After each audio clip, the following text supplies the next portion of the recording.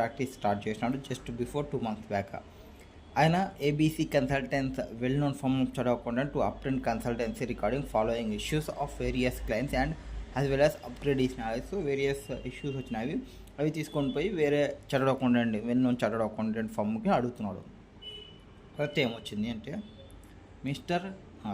రాజుల్ has been issued a show cause notice for a reason other than fraud. So other than fraud కింద అతనికి ఒక notice వచ్చిందంట రాజులు అనే పర్సన్కి ఆన్ 31/12/2029. ఎప్పుడు 31/12/2029 under section 74A of CGST Act 2017 on account of short payment of tax during the period between 1/7/2024 and 31/12/2024. So July నుంచి December మధ్యలో 2024కి మధ్యలో ఏదో షార్ట్ పేమెంట్ జరిగిందంట, దానికి సంబంధించి నోటీస్ వచ్చిందంట. ఆ నోటీస్ ఈ has been given opportunity of personal hearing on 15/1/2030. So personal hearing ఎప్పుడు పెట్టినారో 15/1/2030కి పెట్టినారు. Advise Rajul has to what should be the return submission in the reply to showcause notice issued by him should to him. ఏం submission చేయాలి? And if the above question the show cause notice issued వచ్చేసి 31/1/2029 అయితే ఏమవుతుంది? First ఏమో 31/12/2029 అయితే ఏంది, are 31/29 అయితే ఏమి, 31 January 2019 అయితే ఏంది, 29 అయితే ఏమి. And Rajul has been given opportunity of personal hearing on 15/2/2029 based on which she contends that the showcase notice issued to her is time barred in law. So time barగా ఇష్యూ చేసినారా? Examine the technical veracity of the contention of Rajul. So Rajul కరెక్టా కాదా? So section simple question చెప్పాలంటే section 74A కింద notice వచ్చింది. First scenario వచ్చేసి 31/12/2029కి వచ్చినట్లు assumption చేసుకోవాలి. సెకండ్ వచ్చేసి 31/1/2029కి వచ్చినట్లు అజంప్షన్ చేసుకోవాలి. యాక్చువల్గా ఆ పీరియడ్ ఏ పీరియడ్కి సంబంధించి అంటే 1/7/2024కి సంబంధించి అండ్ 31/12/2024 ఆ మధ్యలో ఉన్నదానికి. మామూలుగా సెక్షన్ 74A నోటీస్ అనేది ఎప్పుడు ఇష్యూ చేయాలి అంటే ఆ పర్సన్ ఏ ఇయర్ అయితే ఉందో ఆ ఇయర్కి సంబంధించిన యాన్యువల్ రిటర్న్ ఫైలింగ్ డేట్ అంటే మన ఏ ఇయర్లో ఉన్నాం ఇప్పుడు అక్కడ 31/12/2024 అంటే ఏది 24/25కి సంబంధించి 24/25కి సంబంధించిన యాన్యువల్ రిటర్న్ ఎప్పుడు ఫైల్ చేయాలి? 31/12/2025కి ఫైల్ చేయాలి. సో 31/12/2025 నుంచి 3 years 6 months తీసుకోవాలి. అంటే 25 అంటే 3 years అంటే 28, 31/12/28. అక్కడ నుంచి 6 months అంటే 31st June 2029. So 31st June 2029 లోపల వాళ్ళు ఈ షోకాస్ నోటీస్ అనేది ఇష్యూ చేయాలి అంటే సెక్షన్ 74A ప్రకారంగా. ఇక్కడ ఫస్ట్ సినారియో ఏమో 31/12/2029 ఇచ్చినాడు అంటే టైం బ్యాడ్ అయిపోయినట్లే. 31/1/2029కి ఇచ్చినది టైం బ్యాడ్ కావట్లేదు. ఎందుకు? 31st June 2029 లోపల ఎప్పుడన్నా ఇష్యూ చేయొచ్చు. సో ఫస్ట్ నోటీస్ అనేది వ్యాలిడ్ కాదు, సెకండ్ నోటీస్ అనేది వ్యాలిడ్, సెకండ్ సినారియో నోటీస్ అనేది valid. Next second question, KK private limited self assessed CGST liability has 1,15,000 for the month of May 2024 but failed to make the payment. Subsequently, the department initiated personal proceedings against KK Private Limited for recovery penalty under section 74A for failure to pay GST and issued showcase notice on 12th September 2024. ఏమంట payment చేయలేదంట self assessed tax, అది notice చేసినారు 12th September 2024కి, which was received by KK private limited on 17th September 2024. KK limited deposited tax along with interest on 27th September 2024 and inform the department same day. But department ఏమంటుందంటే మీరు penalty pay చేయాలి. Tax amount ఎంత? 1,15,000 కదా, 1,15,000 పైన 50% penalty pay చేయాలి. అక్కడ department contention కరెక్టా కాదా అనేది క్వశ్చన్. నార్మల్గా సెల్ఫ్ అసెస్ ట్యాక్స్కి ఒకవేళ పే చేయకుంటే 30 days లోపల కానీ పే చేయకుంటే ఎక్కడ నుంచి from the due date of payment ఎప్పుడైతే చేయాలో ఆ పేమెంట్ డేట్ నుంచి 30 days లోపల పేమెంట్ చేయకుంటే డ్యూ డేట్ లోపల వాళ్ళకి పెనాల్టీ వస్తుంది 10% or 10,000 whichever is higher. 10% or 10,000 whichever is higher will be the penalty. Section 74(8)లో ఒక ఆప్షన్ ఉంటుంది. ఒకవేళ ట్యాక్స్ అనేది వితిన్ 60 days లోపల పే చేస్తే issuance of show cause note తర్వాత అవాయిడ్ పెనాల్టీని అవాయిడ్ చేస్తారు.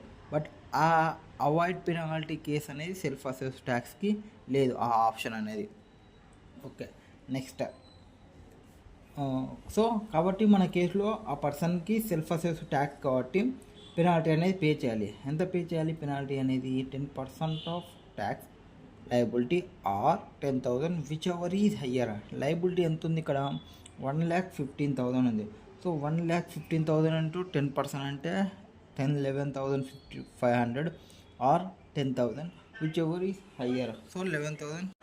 సో 1,15,000 పైన 10% అంటే 11,500 or 10,000 whichever is higher వేసుకోవాలి. సో 11,500 ఈచ్ సిజిఎస్టీ అండ్ ఎస్జిఎస్టీకి ట్యాక్స్ పేమెంట్ అనేది వేయాలి. ఇక్కడ డిపార్ట్మెంట్ స్టాండ్ ఏమి పెనాల్టీ అనేది 11,50,000 పైన 15,000 పైన 50% వేస్తుంది. 57,500 పెనాల్టీ అమౌంట్ తప్పు. పెనాల్టీ వేయడం అనేది కరెక్టే. సో పెనాల్టీ వేయడం అనేది కరెక్టే బట్ పెనాల్టీ అమౌంట్ తప్పు. So self assessment tax correct టైంకి పే చేయకుండా వితిన్ 30 days లోపల డ్యూ డేట్ ఉన్నాక వితిన్ 30 days లోపల పేమెంట్ చేయకుండా పెనాల్టీ వస్తుంది. 10% of liability tax due or 10,000 whichever is higher తీసుకోవాలి. నెక్స్ట్ దాని తర్వాత నెక్స్ట్ థర్డ్ క్వశ్చన్ ఏమంటున్నాడు? Innova Bhave is engaged in supply of taxable services. He supplies some services in the month of April and collect IGST of 15,50,000. ఏం జరిగింది? Services provide చేసింది, IGST collect చేసుకుంది 15,50,000 on said supply on 18th April. However, he fails to pay the tax so collected within 30 days from the due date and payment of such tax. ఏమంటున్నావు? Collect చేసుకుంది ఎంత?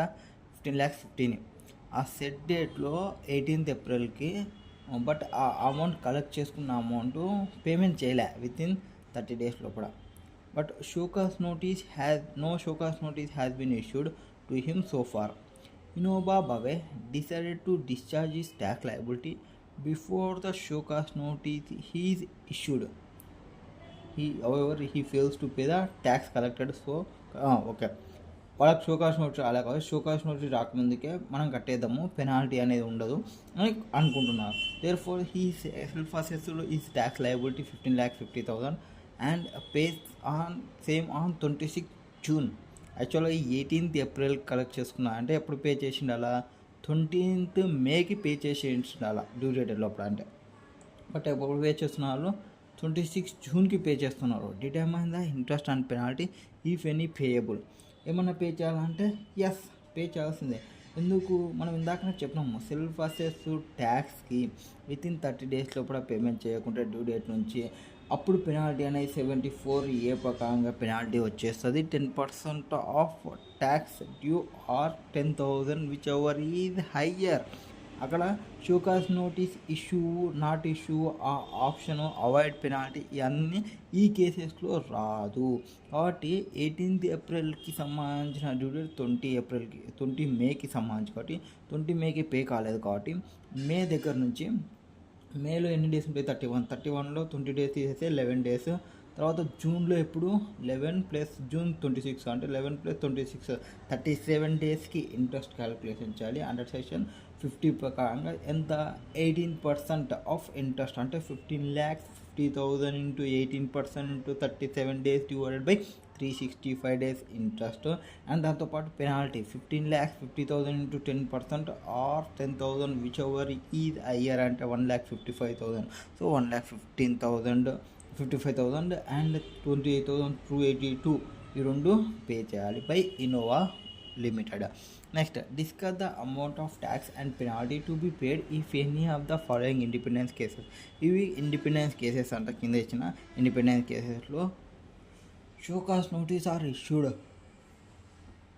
CGST Act 2017 cases involving fraud to evade tax. So fraud to evade tax ఇందాక మన కేసులో calculation చేసినప్పుడు అంతేనండి. ఇప్పుడు ఏమంటే నోటీస్ ఇష్యూ చేసినారు, date on which credit was taken wrongly. So wrongly credit తీసుకున్న డేట్లు ఇచ్చినారు.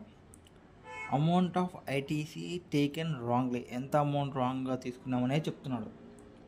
ప్రజెంట్ స్టేటస్ ఏమని చెప్తున్నాడు. ఫస్ట్ది వచ్చేసి 30 జనవరి 2025లో రాంగ్గా తీసుకున్నాము. ఎంత అమౌంట్ 200కి సంబంధించి.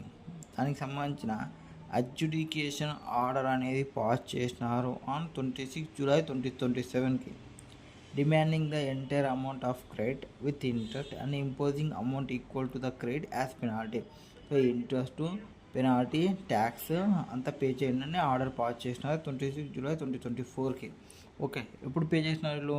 కింద ఆన్సర్ చూడండి నోట్లో in all the cases assessee want to pay the amount on 20/10/2027కి. ఓకే, 20/10/2027కి అతను పే చేయాలనుకుంటున్నాడు. ఓకే, ఇప్పుడు మనకి ఫస్ట్ ఆర్డర్ వచ్చినది ఎప్పుడు 26 జూలైకి సంబంధించి. అతను ఎప్పుడు పే చేయాలనుకుంటున్నాడు? 20/10/2027కి. ఫస్ట్ 26 అంటే 31 డేస్ ఉంటాయి. సో 31 డేస్లో 26 డేస్ తీసేస్తే అక్కడ 5 డేస్ ఉంటాయి. జూలై తర్వాత ఆగస్టు 31 డేస్, 5 + 31 37 డేస్ ఉంటుంది. తర్వాత 37 ప్లస్ సెప్టెంబర్ 30 57 డేస్. 57 ప్లస్ అతను పే చేసినది 20. సో 57 ప్లస్ 20 అంటే 77. సో ఆఫ్టర్ 60 డేస్ తర్వాత పే చేస్తున్నాడు కాబట్టి అతనికి పెనాల్టీ అనేది పడుతుంది. ఎంత అమౌంట్ పెనాల్టీ పడుతుంది అంటే ఎంతైతే రాంగ్ అమౌంట్ తీసుకున్నాడో పడుతుంది. సో మనకి ఇచ్చిన దానిలో కూడా ఏమి డిస్కస్ చేయండి. అమౌంట్ ఆఫ్ ట్యాక్స్ ఏమి అండ్ పెనాల్టీ ఏమి to be payable. So more than 60 days తర్వాత, అంటే నీకు ఆర్డర్ ఇచ్చిన తర్వాత 60 రోజుల తర్వాత నువ్వు పే చేస్తున్నావు అంటే 100% ఆఫ్ పెనాల్టీ పే చేయాలి. 100% ఆఫ్ పెనాల్టీ అంటే ఎంత? 200 రూపీస్.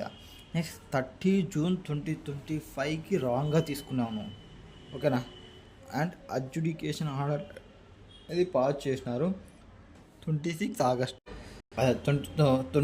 ఆర్డర్ ఎప్పుడు పాస్ చేసినా 26 ఆగస్ట్ 2027కి. ఇందాక 26 జూలైకి, ఇప్పుడు 26 ఆగస్టుకి. ఇందాక 60 డేస్ అబవ్ వచ్చింది కదా, ఇప్పుడు 26 ఆగస్ట్ అంటే ఇంకొక కొన్ని డేస్ తగ్గిపోతాయి కాబట్టి లెస్ దెన్ 60 డేస్ వస్తాయి. సో వితిన్ 60 డేస్ లోపల కానీ నువ్వు పెనాల్టీ కానీ పే చేస్తే 50% ఆఫ్ పెనాల్టీ అనేది నీకు డిస్కౌంట్ వస్తుంది. 50% ఆఫ్ పెనాల్టీ మాత్రమే నువ్వు ఇంపోజ్ చేస్తారు. సో ఎంటైర్ పెనాల్టీ ఎంత? 250. 250లో 50% అంటే ఎంత? 125. సో 125 పేబుల్ చేయాలి, 125 పే చేయాల్సిన అవసరం లేదు. నెక్స్ట్ 30 అక్టోబర్ 2025లో రాంగ్గా క్రెడిట్ తీసుకున్నావు. అమౌంట్ ఎంత? 120. Showcause notice has been issued on 5th September 2027 and demanding entire amount of credit with interest proposing penalty equal to 100% taken. Show cause notice వచ్చిన తర్వాత ఎన్ని రోజుల్లోపు నువ్వు పేమెంట్ చేస్తున్నావు? 20 సెప్టెంబర్, 5th సెప్టెంబర్ నుంచి 20 అక్టోబర్కి. అంటే సెప్టెంబర్లో ఎన్ని డేస్ ఉంటాయి? 30 డేస్. 30 డేస్లో 5 డేస్ తీసేస్తే 25 డేస్. 25 + 20 45 డేస్. అంటే వితిన్ 60 డేస్ లోపల నువ్వు కానీ పే చేస్తున్నావు. కాబట్టి ఎక్కడ షోకాస్ నోటీస్ ఇష్యూ చేసినాక వితిన్ 60 డేస్ లోపల చేస్తే 25% పెనాల్టీ వస్తుంది. ఓన్లీ 25%. షోకాస్ నోటీస్ వచ్చిన తర్వాత వితిన్ 60 డేస్ లోపల చేస్తే 25. ఆర్డర్ పాస్ చేసినాక వితిన్ 60 డేస్ లోపల పే చేస్తే 50% పే చేయాల్సి వస్తుంది. ఆర్డర్ వచ్చిన తర్వాత వితిన్ నువ్వు 60 డేస్కి కూడా పేమెంట్ చేయకుంటే 100% పెనాల్టీ అనేది పే చేయాల్సి వస్తుంది. Next last 4th one case 30 జనవరి 2026లో 50 amount wrongly taken. Statement of managing director has been recorded on 6th September 2027, wherein he has admitted the non-receipt of the inputs and availing the credits wrongly. ఏమంటే ఇక్కడ managing director ఉన్నాడు, record చేసినాడు 6th సెప్టెంబర్కి, wear in ఈ has admitted the non receipt of inputs and availing the credit wrongly. ఆయనలో identify చేసేసినారు.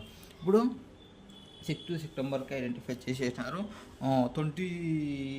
10కి pay చేసేస్తున్నారు. అంటే ఎన్ని డేస్, 30లో 6 పోతే 24 + 20 44 డేస్, కరెక్టేనా? వితిన్ 60 డేస్ లోపల వస్తాయి. ఇప్పుడు ఫస్ట్ ఏం చెప్పాలంటే, ఒకవేళ వాళ్ళకి షోకాస్ నోటీస్ వచ్చింటే, షోకాస్ నోటీస్ వచ్చిన తర్వాత పేమెంట్ చేస్తుంటే వితిన్ 60 డేస్ లోపల పేమెంట్ చేస్తున్నారు కాబట్టి 25% పెనాల్టీ వస్తుంది. ఒకవేళ షోకాస్ నోటీస్ ఇష్యూ చేయలే, వీళ్ళే ఐడెంటిఫై చేసేసుకున్నారు, షోకాస్ నోటీస్ ఇష్యూ చేయకముందుకే వీళ్ళు పే చేస్తున్నారు అంటే 50% ఆఫ్ ఐటీసీ పే చేయాల్సి వస్తుంది. అంటే 15%, 50 lakhs పైన 15% అంటే ఫ్రమ్ 7.5 lakhs పెనాల్టీ వస్తుంది ఈ కేసెస్లో. Next 5th one, a tax payer ఉన్నాడు has suppressed certain facts resulting in short payment of tax. ఏమైంది, కొన్ని ఫ్యాక్ట్ని దాపెట్టినాడు, దానివల్ల ఏమైంది, షార్ట్ పేమెంట్ ఆఫ్ ట్యాక్స్ వచ్చింది. The mistake is pointed out by the department but no show cause notice has been issued. Department identify చేసింది but show cause notice issue చేయలే. Has by the tax payer suppression is accepted at 12 lakhs and he agreed that the suppression has taken place in the month of January 25. He clears the due on 20th April 2025. ఏమంటాడు, clear చేస్తున్నాడు డ్యూస్ని ఎప్పుడు, 20 April 2025కి. However, the department on verification identifies additional suppression of 2 lakhs in the same month of January 2025. Showcase notice is issued and taxpayer represent before the proper officer, which result into an adverse order against the taxpayer. So the order is passed on 25/5/2025 and taxpayer complies with the adverse adjudication order on 27/7/2025.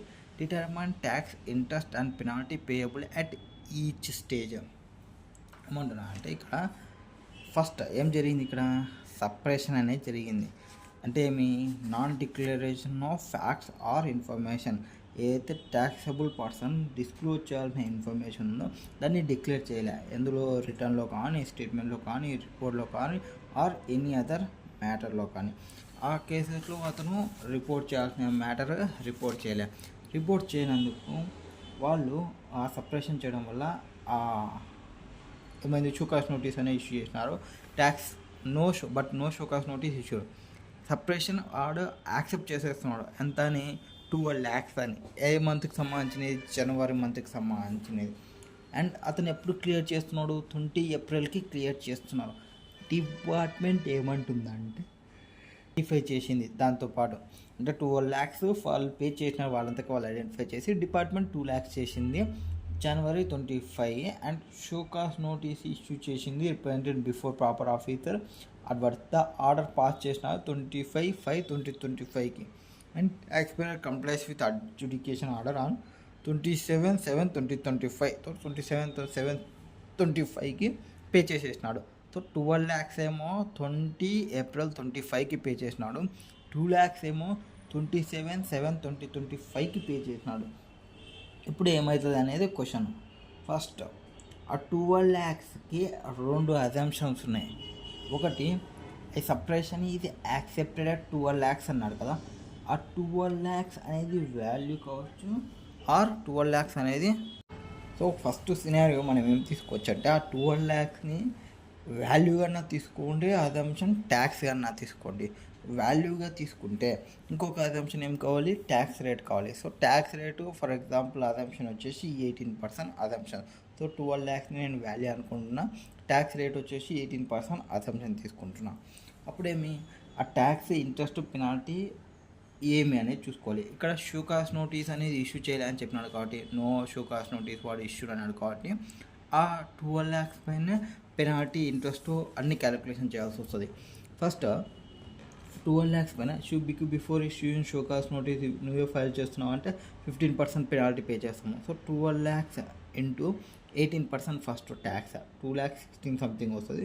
2,16,000 పైన 15% penalty 32,500 వస్తుంది.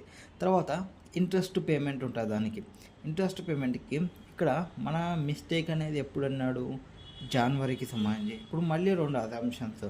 అది జనవరి మంత్లో pay చేయాల్సినదే, జనవరి మంత్కి సంబంధించినది అంటే ఫిబ్రవరి మంత్లో pay చేయాల్సినదే.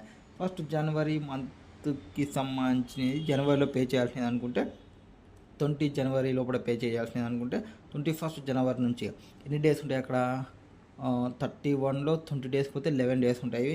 ఫిబ్రవరిలో 28 days, 11 + 28 29 39 days ఉంటాయి. 39 మనం పే చేసినది ఏప్రిల్ కదా, 39 ప్లస్ మార్చ్లో 31 డేస్ ఉంటాయి. 39 మార్చ్లో 31 40 plus 30 70 plus 20 90 days. So 90 days ఉంటుంది. సో 90 డేస్కి ఇంట్రెస్ట్ క్యాలిక్యులేషన్ చేయాలి. 2,16,000 ఇంటూ 18% ఇంటూ 90/365 డేస్ తీసుకుంటే మనకి 9,587 సంథింగ్ ఇంట్రెస్ట్ వస్తుంది. ఒకవేళ నేను అది జనవరి మంత్కి సంబంధించిన మిస్టేక్ అనుకుంటే ఫిబ్రవరి మంత్లో చూపించాలి. అంటే ఫిబ్రవరిలో 20లో చూపించాలి. కానీ చూపించలే కాబట్టి 28లో 20 డేస్ తీసేస్తే 8 డేస్ ఉంటాయి అక్కడ. 31 డేస్ మార్చి, 31 + 8 39 plus 20 39 plus 20 59. So 2,16,000 into 18% into 59/365 36,285 some interest వస్తుంది. సో ఇంట్రెస్ట్ క్యాలిక్యులేషన్ తీసుకోవాలి. పెనాల్టీ వచ్చేసి ఏం మారదు. ఈ పైన కేసు అయినా చిన్న కేసు అయినా ఇంటర్ డేట్ ఎప్పుడైనా కానీ వితిన్ షో కాస్ట్ నోటీస్లో కూడా చేసినా కాబట్టి 15% పడుతుంది. నెక్స్ట్ ఇంకొక అసంప్షన్ ఏమి, ఆ 12 lakhs అయిపోయింది. ఇంకోటి ఒకవేళ 12 lakhs అనేది ట్యాక్స్ అనుకుంటే 12 lakhs అనేది ట్యాక్స్ అనుకుంటే డైరెక్ట్ 12 lakhs పైన వేయాలి. 12 lakhs into 18% into 90/365 interest. 12 lakhs into 18% into 59/365 interest calculation. Penalty వచ్చేసి 12 lakhs ఇంటూ 15% వేయాలి. ఒకవేళ అది 12 lakhsకి సంబంధించి 20 ఏప్రిల్ లోపల చేసినాం కాబట్టి 2 lakhsకి సంబంధించి ఏమంటే అదే సేమ్ ఫస్ట్ క్యాలిక్యులేషన్ తీసుకోవాలి. 2 lakhs అనేది ఏమవుతుంది, షార్ట్ పేమెంట్కి సంబంధించి మనం వాల్యూ సపరేషన్ ఎంత 2 lakhs అవుతుంది. So 2 lakhs after 60 days after 60 days in case of short payment of tax అనేది reason for suppression of fact అయ్యి ఆ షార్ట్ పేడ్ ట్యాక్స్ వచ్చేసి అప్లికబుల్ ఇంట్రెస్ట్ ఆఫ్టర్ 60 డేస్ అయినప్పుడు పెనాల్టీ అనేది 100% ఉంటుంది. సో పెనాల్టీ అనేది 100% ఉంటుంది కాబట్టి 2 lakhs అనేది వాల్యూ అనుకుంటే 2 lakhs into 18% tax 36,000 100% penalty and 36,000 పైన ఇంట్రెస్ట్ ఇంటూ 18% ఇంటూ 188/365 డేస్ తీసుకోవాలి. ఎందుకు, ఫ్రమ్ 21 జనవరి నుంచి 27 జూలై వరకు తీసుకోవాలి. సెకండ్ కేసులో 21 ఫిబ్రవరి టు 27 జూలై వరకు తీసుకుంటే సమ్ ఇంట్రెస్ట్ పోర్షన్ అనేది వస్తుంది. అండ్ వేరే హ్యాజ్ ఆ 2 lakhs అనేది ట్యాక్స్ అనుకుంటా డైరెక్ట్ దానిపైన ఇంట్రెస్ట్ ట్యాక్స్ క్యాలిక్యులేషన్ చేస్తాం. So 2 lakhs into 18% into 188/365 2 lakhs into 18% into 157/365 something 2 lakhs into 100% చేసుకుంటాం. That is question number 5th one. And ఇక్కడ 6th question, Subharti Enterprise collected GST on goods supplied by it from its customers on the behalf that said supply is taxable. However, later it discovered that goods supplied by it are exempted from GST.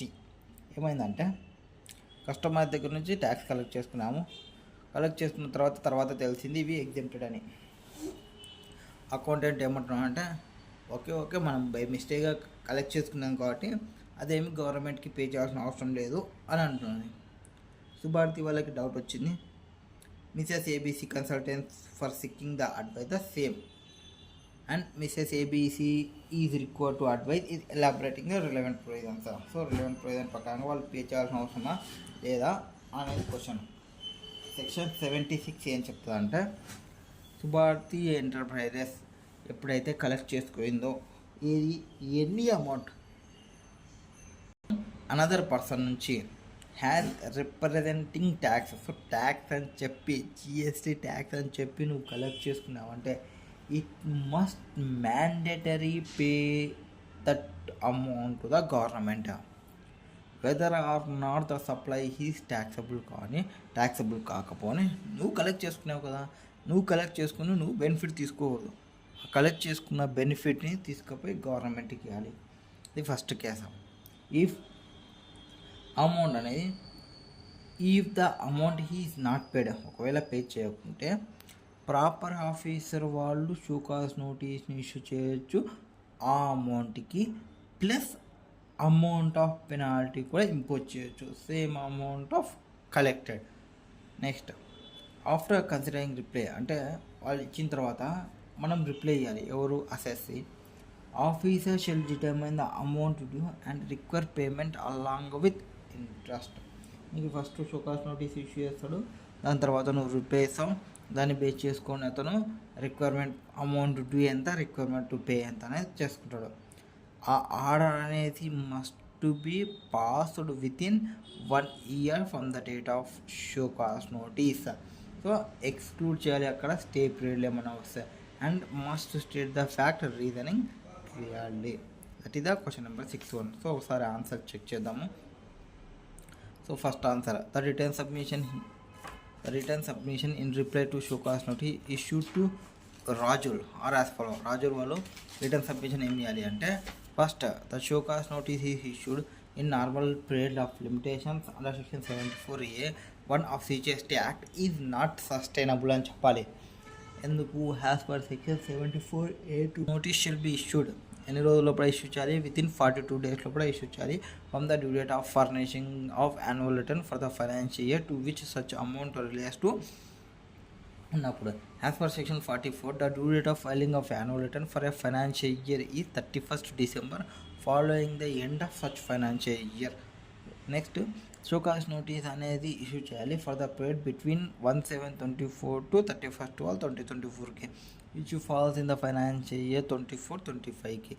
And the due date for furnishing return check చేసుకోవాలి 31/12/2025 కాబట్టి అక్కడ నుంచి date calculation చేయాలి. 3 years 6 months అనేది అక్కడ నుంచి calculation చేస్తే మనకి 36/20/29 వస్తుంది. సో 36/20/29 లోపల వాళ్ళు ఇష్యూ చేసేయాలి షోకాజ్ నోటీస్ అనేది.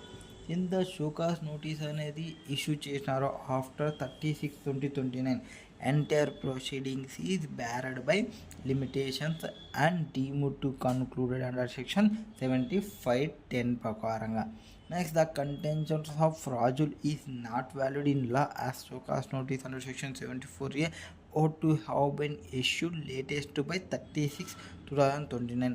ఒకవేళ ఆ నోటీస్ అనేది 31/1/2029 గల ఇస్తే అప్పుడు టైం బ్యార్ అయినట్టు కాదు. అది ఫస్ట్ కేసులో మనం చెప్పినది. Next second case.